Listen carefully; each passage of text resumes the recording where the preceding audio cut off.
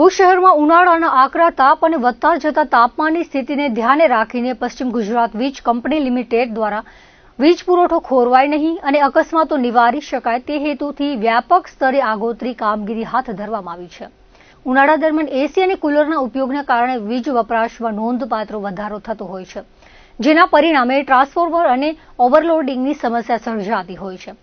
આ લોડને કારણે કેબલ બળી જવાની કે શોર્ટ સર્કિટ થવાની શક્યતાઓ રહેલી હોય છે, જેને ટાળવા માટે પીજીવીસીએલની વિશેષ ટીમો દ્વારા શહેરના વિવિધ વિસ્તારોમાં ચકાસણી કરવામાં આવી રહી છે. આ અંગે પ્રાપ્ત વિગતો મુજબ વર્તમાન સમયમાં ઉનાળાએ પોતાનો અસલી મિજાજ બતાવવાનું શરૂ કરતા જ ભુજ અને તેની આસપાસના વિસ્તારોમાં વીજ વિક્ષેપની ગંભીર સમસ્યા ઊભી થઈ છે. અવારનવાર વીજ પુરવઠો ખોરવાઈ જવાના કારણે અને વોલ્ટેજમાં થતા ઉતાર ચઢાવને લીધે સામાન્ય જનજીવન પ્રભાવિત થયું છે અને ભર બપોરે લોકોને પારાવાર મુશ્કેલીઓનો સામનો કરવો પડી રહ્યો છે. જિલ્લા મથક ભુજ ખાતે આવેલી વીજ તંત્રની કચેરીઓમાં છેલ્લા કેટલાક દિવસોથી વીજ ગુલ થઈ જવાની ફરિયાદોનો જાણે વરસાદ વરસી રહ્યો છે. ગ્રાહકો દ્વારા નોંધાવવામાં આવતી ફરિયાદોના વધતા પ્રમાણે ધ્યાને રાખીને તંત્ર દ્વારા ફોલ્ટ નિવારવા માટે વધારાના સ્ટાફ અને સાધન સામગ્રી સાથે યુદ્ધના ધોરણે કામગીરી હાથ ધરવામાં આવી છે, જેથી નાગરિકોને ગરમીમાં રાહત મળી શકે. ભુજ વીજ વિભાગના અધિકારીના જણાવ્યા અનુસાર પીજીવીસીએલની ટીએમએસ ટીમ દ્વારા ભુજ શહેરના 100 અને 200 કેવાયના ટ્રાન્સફોર્મરનું સઘન મેન્ટેનન્સ કરવામાં આવી રહ્યું છે. આ કામગીરી અત્યંત સિટી 1, સિટી 2, માધાપર સબ ડિવિઝન હેઠળ આવતા તમામ વીજ પરિવર્તકોની સ્થિતિ તપાસવામાં આવી રહી છે. ટ્રાન્સફોર્મરમાં ઓઇલ લીકેજ જેવી નાની ખામીઓને એમસીલ લગાવીને દૂર કરવામાં આવે છે, જ્યારે વધુ પડતી ગંભીર સમસ્યા ધરાવતા ટ્રાન્સફોર્મરને તુરંત જ નવા ટ્રાન્સફોર્મર સાથે બદલી નાખવાની તજવીજ હાથ ધરવામાં આવી છે, જેથી ઉનાળાના આકરા દિવસોમાં નાગરિકોને અંધારપટનો સામનો કરવો ન પડે. વીજ સલામતીના ભાગરૂપે ટ્રાન્સફોર્મરની આસપાસ કરવામાં આવેલી ફેન્સિંગની સફાઈ પર પણ પૂરતું ધ્યાન આપવામાં આવી રહ્યું છે. અતિશય ગરમીને કારણે ઘણી વખત શોર્ટ સર્કિટ થતા તડકા ઝરવાની શક્યતા રહે છે અને જો વીજ મથકની આસપાસ કચરો કે જાડી ઝાંખરા ઉગેલા હોય તો આગ લાગવાની મોટી હોનારત સર્જાઈ શકે છે. આ ગંભીર જોખમને ધ્યાને રાખીને પીજીવીસીએલ દ્વારા અલગથી ટીમ બનાવીને વીજ મથકોની આસપાસ ઉગી નીકળેલા વેલા અને કચરાની સાફ સફાઈ કરવાની ઝુંબેશ શરૂ કરવામાં આવી છે. આ તમામ કામગીરી હાલમાં વિભાગીય સ્ટાફ દ્વારા જ કરવામાં આવી રહી છે, પરંતુ જરૂર જણાય તો કોન્ટ્રાક્ટરની મદદ લેવાની પણ તંત્ર દ્વારા તૈયારી રાખવામાં આવી છે. શહેરના જેટલા પણ 100 કેવી અને 200 કેવીના ટ્રાન્સફોર્મર્સ આવેલા છે, એના ઓવરલોડિંગના કારણે કેબલ બળવાના, શોર્ટ સર્કિટ થવાના બનાવો ના બને એના માટે અમારી પીજીવીસીએલ ડિવિઝન ઓફિસની ટીએમએસની ટીમને અમે 100 કેવી 200 કેવી એના જેટલા પણ સિટીના ટ્રાન્સફોર્મર્સ છે એનું મેન્ટેનન્સનું કામગીરી અત્યારે સોંપવામાં આવી છે. ડેઇલી એ લોકો city 1, city 2 sub division, Madhapar sub ડિવિઝનમાં જાય છે. 100 કેવી 200 કેવીના જે કંઈ ટ્રાન્સફોર્મરનું લિસ્ટ છે એ પ્રમાણે એ લોકો એનું પ્રોપર મેન્ટેનન્સ કરે છે. ક્યાંય ઓઇલ લીકેજ હોય તો એ જ્યાં વધારે હોય ત્યાં ચેન્જ કરાવીએ છીએ ટ્રાન્સફોર્મર. જો ઓછું ઓઇલ લીકેજ થતું હોય તો એ અમે એમસીલને એ રીતે એને બંધ કરાવીએ છીએ. વધુમાં જ્યાં ટીસી ફેન્સિંગ છે એમાં અત્યારે હીટના કારણે ને શોર્ટ સર્કિટ થવાના કારણે ક્યાંય સ્પાર્ક થાય ને આગ લાગે એટલે આગ ના લાગી શકે એના માટે સિટીના બધા ફેન્સિંગોને એમાં જે જાડી ઝાંખરા વેલા ચડી ગયા હોય એ બધી સાફ સફાઈની કામગીરી પણ ચાલુ છે. એની માટે અમે અલગથી એક ટીમ રાખેલી છે જે સિટી 1 સબ ડિવિઝન અને સિટી 2માં ડેઇલી ફેન્સિંગ ક્લિનિંગના કામગીરી કરે છે. મોટાભાગની કામગીરી અમે ડિપાર્ટમેન્ટલી જ કરાવીએ છીએ, આમાં કોઈ આઉટસોર્સિંગના માણસો રાખ્યા નથી, કારણ કે આ બધી એક રૂટીન મેન્ટેનન્સની એક્ટિવિટીઝ છે જે અમે અમારા સ્ટાફથી પણ કરાવી શકીએ છીએ. એટલે હાલમાં અમારા સ્ટાફથી જ ચાલુ કરાવેલી છે, પણ જો જરૂર જણાશે તો અમે આની માટે આગળ કોન્ટ્રાક્ટર થ્રુ પણ મેન્ટેનન્સની કામગીરી કરાવશું. વાળાપદર ગામે 300 એકર પૈકી 200 એકર ગૌચર જમીનમાં વાવેતર કરેલ ઘાસચારા ચરિયાણમાં ગૌમાતાને ચરવા માટે ખુલ્લો મૂકવામાં આવ્યો હતો. શરૂઆતમાં ગૌચર પ્લોટમાં બાવળ સફાઈ માટે 5 લાખ સમસ્ત જૈન મહાજન અને અનંતનાથ જૈન સંસ્થા તરફથી આર્થિક યોગદાન પ્રાપ્ત થયું હતું, જેમાં મુખ્યત્વે વાળાપદર જૈન મહાજનના ટ્રસ્ટી અરવિંદ શાહનો પેપર વર્કથી કરીને સફાઈ કામ માટે સહયોગ પ્રાપ્ત થયો હતો. કોર્બેટ ફાઉન્ડેશન દ્વારા ફેન્સિંગ તાર તેમજ ગેરનું કામ પણ પૂર્ણ કરવામાં આવ્યું છે.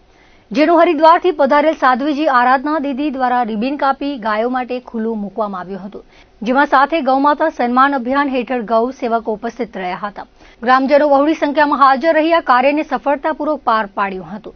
તેમજ ગાય માતાએ પશુ નહીં પણ જીવતું દેવાલય ગણો કે ઔષધાલય તેવું સાધ્વીજીએ તેમના સત્સંગ પ્રવચનમાં જણાવ્યું હતું. ગાય માતાને રાષ્ટ્રીય માતા જાહેર કરવા માટે નખત્રાણા ગૌ પ્રેમીઓ તેમજ સાધુ સંતો દ્વારા મામલતદાર, નાયબ કલેક્ટરને આવેદનપત્ર પાઠવવામાં આવ્યું હતું. ગાયને રાષ્ટ્રીય માતા ઘોષિત કરોના સૂત્રોચ્ચાર કરાયા હતા.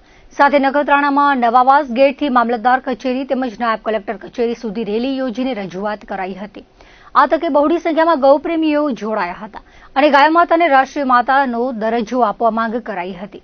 અખિલ ભારતીય સંત સમિતિ કચ્છ જિલ્લાના અધ્યક્ષ શાંતિપ્રિયદાસજી મહારાજ આજે અહીંયા નખત્રાણા તાલુકાની અંદર ગૌ માતાના રક્ષણ માટે, ગૌ માતાનો રાષ્ટ્રીય દરજ્જો આપવા માટે અહીંયા સંતો, ભક્તો અને વિશાળ પ્રમાણમાં હરિભક્તો, ગૌ પ્રેમી ભક્તો ભેગા થઈ અને મામલતદાર સાહેબને આવેદનપત્ર આવ્યું છે.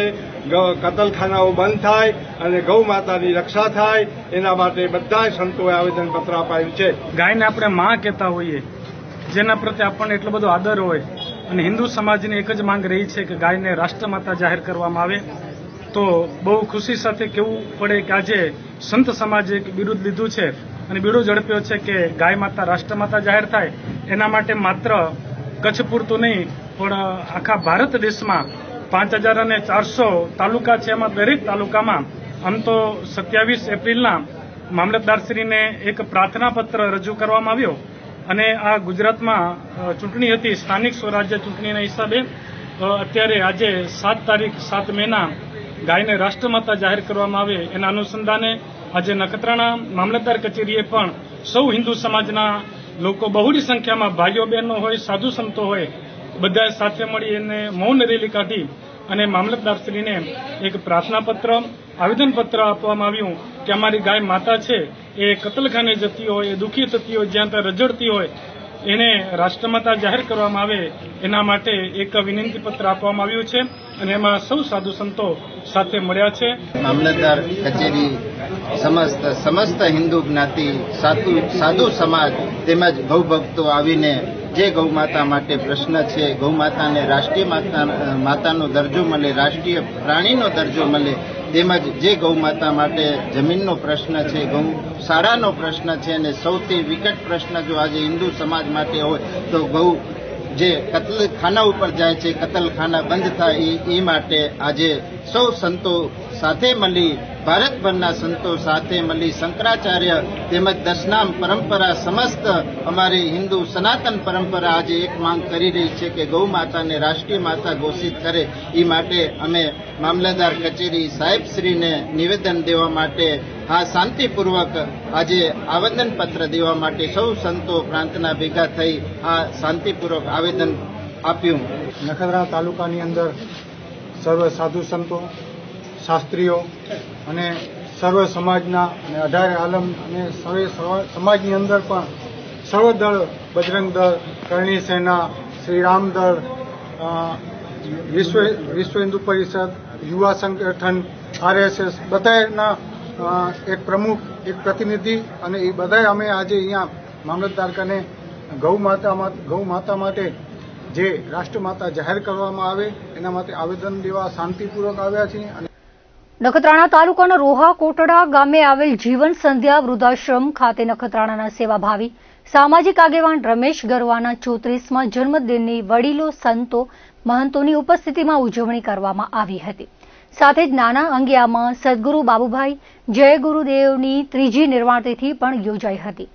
ડાગલપર મંગલધામના જયશ્રી માતાજીએ કહ્યું હતું કે વડીલોના આશીર્વાદ એ જ જન્મદિવસની સાચી મૂડી છે.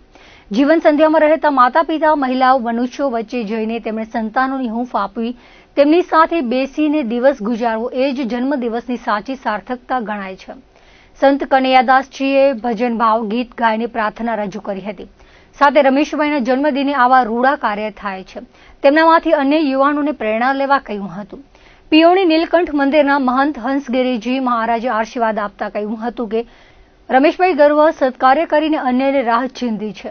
વૃદ્ધાશ્રમમાં વડીલો સાથે ભજન ભાવ ભોજન વસ્ત્રદાન આપીને ઉમદા કાર્ય કર્યું છે. સાંજના અવસરે સત્સંગી બાબુભાઈ પટેલના ત્રીજી તિથિ નિમિત્તે તેમને અંજલિ અપાઈ હતી. મહાબેલા મંડળ દ્વારા મહાપ્રસાદ રાખવામાં આવ્યો હતો. ડોંગરેજી મહારાજ તેમજ વાલરામજી મહારાજને યાદ કરાયા હતા. દેશની સરહદો પર વર્ષો સુધી કઠિન ફરજ બજાવી નિવૃત્ત થયેલા પેરામિલિટરીના જવાનોએ હવે સામાજિક જવાબદારીના ભાગરૂપે માનવ સેવાનું અનોખું ઉદાહરણ પૂરું પાડ્યું છે. Kutch paramilitary x servicemen welfare association દ્વારા ભુજ ખાતે એક ભવ્ય રક્તદાન કેમ્પનું આયોજન કરવામાં આવ્યું હતું. આ કાર્યક્રમનો શુભારંભ બીએસએફ સંસ્થાના સંતો તેમજ કચ્છ જિલ્લા ભાજપના ઉપપ્રમુખ પ્રફુલસિંહ જાડેજાના હસ્તે દીપ પ્રાગટ્ય કરીને કરવામાં આવ્યો હતો. આ પ્રસંગે સંસ્થાના અગ્રણીઓએ જણાવ્યું હતું કે સરહદી અને ઔદ્યોગિક વિસ્તાર ધરાવતા કચ્છ જિલ્લામાં અવારનવાર રક્તની અછત સર્જાતી હોય છે અને કટોકટીના સમયે દર્દીઓને રક્ત મેળવવા માટે છેક અમદાવાદ સુધી જવું પડતું હોય છે. રક્તની આ જરૂરિયાતને સ્થાનિક સ્તરે જ પૂરી કરી શકાય અને લોકોના કિંમતી જીવ બચાવી શકાય તેવા ઉમદા આશય સાથે નિવૃત્ત જવાનો દ્વારા આ પહેલ કરવામાં આવી છે. એસોસિએશનના પ્રમુખ મહેન્દ્રસિંહ ઝાલાએ રક્તદાનના મહત્વ પર ભાર મૂકતા જણાવ્યું હતું કે જિલ્લામાં અંદાજે 200 થી 250 જેટલા સભ્યો કાર્યરત છે અને આ તમામ સભ્યો તેમજ તેમના પરિવારજનો રક્તદાનમાં જોડાઈને વધુમાં વધુ રક્ત એકત્રિત થાય તે માટે પ્રયત્નશીલ છે. અન્ય હોદ્દેદાર પ્રવીણસિંહ સોલંકીએ આ પ્રસંગે લાગણી વ્યક્ત કરતા કહ્યું હતું કે અમે સક્રિય નોકરી દરમિયાન દેશની સરહદોની રક્ષા કરી છે અને હવે નિવૃત્ત થયા બાદ સમાજ સેવા દ્વારા રાષ્ટ્ર પ્રત્યેનું ઋણ અદા કરી રહ્યા છીએ. ભગત લેબોરેટરીના સહયોગથી યોજાયેલા આ કેમ્પમાં એકત્રિત થયેલું રક્ત આગામી સમયમાં પેરામિલિટરીના સભ્યો કે અન્ય કોઈ પણ જરૂરિયાતમંદ નાગરિકો માટે આશીર્વાદરૂપ સાબિત થશે. નિવૃત્ત જવાનોની આ પ્રવૃત્તિએ સાબિત કરી દીધું છે કે ગળવેશ ઉતાર્યા પછી પણ એક સૈનિકની દેશભક્તિની ભાવના ક્યારે ઓછી થતી નથી. આજે બ્લડ ડોનેશનનો કેમ્પ અમે રાખવાનો અમારો ઉદ્દેશ છે કે જો આ કચ્છ બોર્ડર એરિયો છે, ફેક્ટરી છે જે એરિયો છે, કંપનીઓ બહુ વધારે છે, બ્લડની બહુ જરૂર પડતી હોય છે, અમદાવાદ કે બહાર દૂર જવું પડે છે.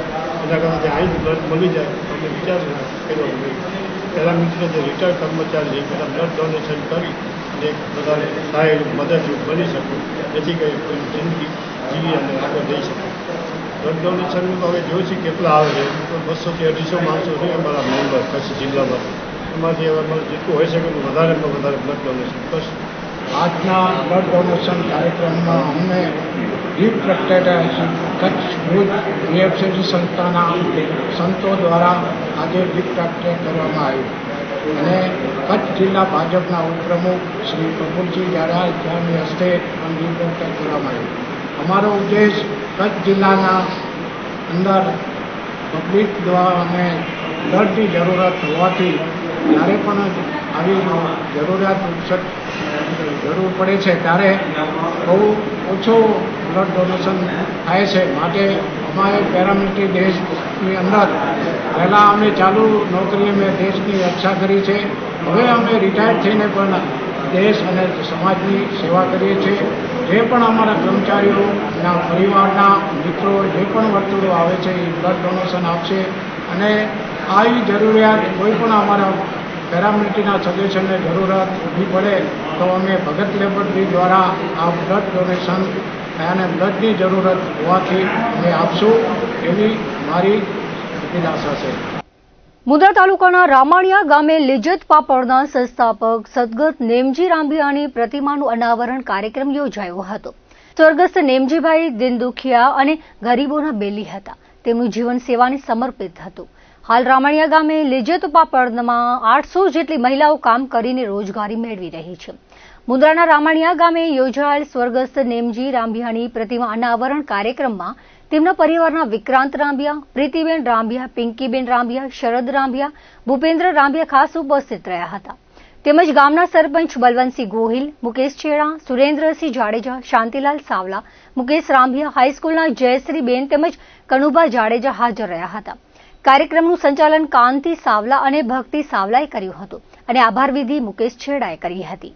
શ્રી રામાણીયા જૈન મહાજન મુંબઈ અને સમગ્ર રામાણીયા ગ્રામજનોના સહયોગથી આજે આદરણીય સન્માનીય શ્રી નેમજીભાઈ વિસનજીભાઈ રાંભિયાનું સ્ટેચ્યુનું અનાવરણ આજે થયેલ છે, જેની અંદર રામાણીયા ગામના અને મહેમાનો ટોટલ 150 થી 200 જણાની સંખ્યાની અંદર ખૂબ જ ઉછળતા ભાવે એમના સ્ટેચ્યુનું અનાવરણ થયેલ છે.